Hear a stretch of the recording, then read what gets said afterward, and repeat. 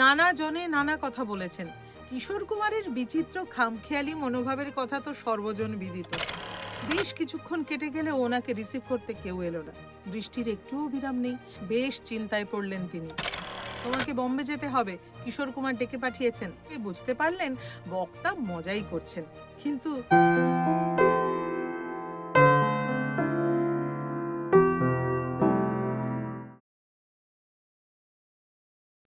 শিবদাস বন্দ্যোপাধ্যায় বাংলার অন্যতম শ্রেষ্ঠ গীতিকার।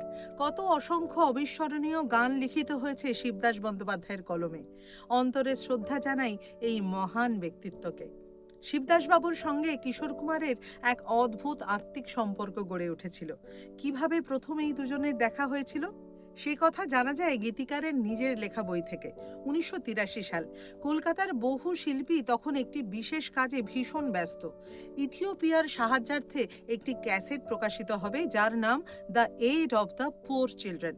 এই উদ্যোগে অগ্রণী ভূমিকা গ্রহণ করেছিলেন রুমা গুহ ঠাকুরতা। সংশ্লিষ্ট শিল্পীদের নিয়ে মিটিং হয়েছিল নেতাজি ইন্ডোর স্টেডিয়ামে। ঠিক হয়েছিল ক্যাসেটে থাকবে আফ্রিকা কবিতাটি।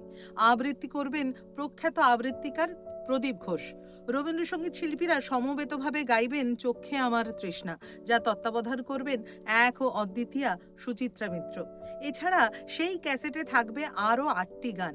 সেই ৮টি গান লেখার গুরুদায়িত্ব পড়েছিল শিবদাস বন্দ্যোপাধ্যায়ের কাঁধে। প্রসঙ্গত উল্লেখ করি, সেই সময় মাইকেল জ্যাকসনও এই একই কারণে একটি ক্যাসেট তৈরি করেছিলেন। সেই ক্যাসেটে উই আর দ্য ওয়ার্ল্ড এই গানটিতে কণ্ঠদান করেছিলেন ৭০ জনেরও বেশি শিল্পী। সেই গানটি থেকে অনুপ্রাণিত হয়ে শিবদাসবাবু রচনা করলেন আমরা পৃথিবীর সন্তান।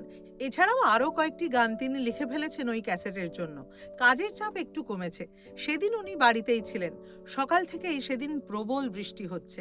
বেলা ১০টা নাগাদ কলিং বেল বেজে উঠল। দেখা গেল ওই বৃষ্টির মধ্যেই শিবদাস বাবুর সঙ্গে দেখা করতে এসেছেন ক্যালকাটা ইউথ কয়ারের কল্যাণ চৌধুরী। ঘরে ঢুকেই তিনি বলে উঠলেন, তৈরি হয়ে নাও শিবদাস দা, তোমাকে বম্বে যেতে হবে, কিশোর কুমার ডেকে পাঠিয়েছেন। শিবদাস বন্দ্যোপাধ্যায় কিছুক্ষণ হাঁ করে চেয়ে থেকে বুঝতে পারলেন বক্তা মজাই করছেন, কিন্তু বক্তার পরের কথাতেই উনি যে ভুল ভাবছেন সেটা প্রমাণ হয়ে গেল।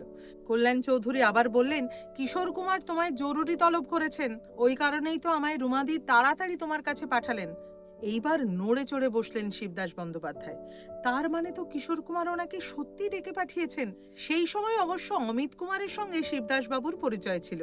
অমিত কুমারের জন্য উনি কয়েকটি গানও লিখেছেন। যাই হোক, বম্বে যাওয়ার জন্য তৈরি হলেন শিবদাস বন্দ্যোপাধ্যায়, সঙ্গে ওনার ছোট ভাগ্নে। কল্যাণ চৌধুরী বলে দিলেন, স্টেশনে নেমে একটি নির্দিষ্ট জায়গায় রেলের ওজন যন্ত্র দেখা যাবে, সেই যন্ত্রের পাশেই দাঁড়িয়ে থাকতে হবে, কিশোর কুমার লোক পাঠাবেন। মনে একটু ভয় নিয়েই বম্বে পাড়ি দিলেন শিবদাস বাবু। নানা জনে নানা কথা বলেছেন।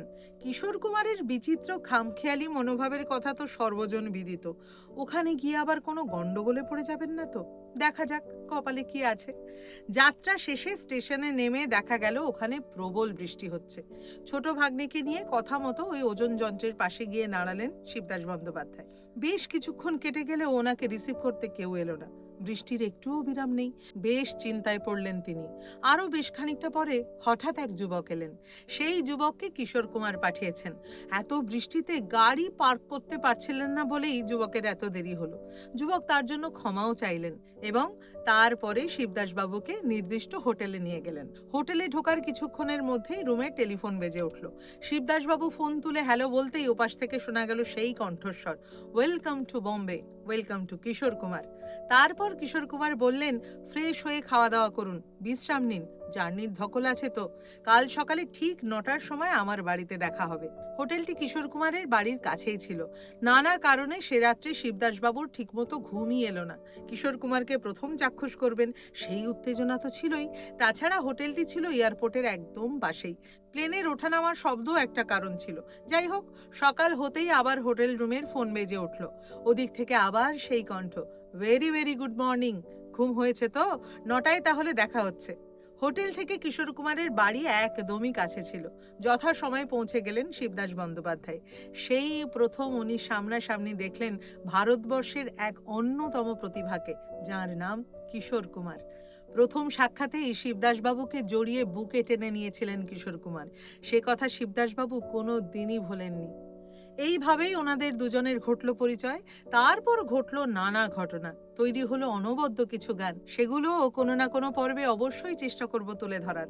আজকের এই পর্ব শেষ করব শিবদাস বাবুর লেখা কিশোর কুমারের একটি অনবদ্য গানের কিছুটা গেয়ে। ভালো থাকবেন সকলে, সুস্থ থাকবেন। আবার দেখা হবে নতুন পর্বে নতুন কোনো কাহিনী সঙ্গে নিয়ে।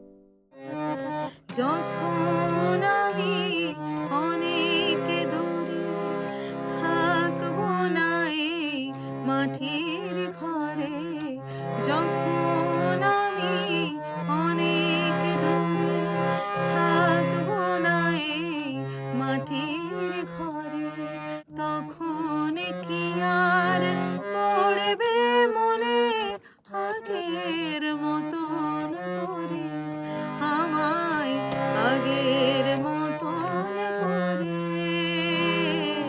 যখন আমি অনেক দূরে।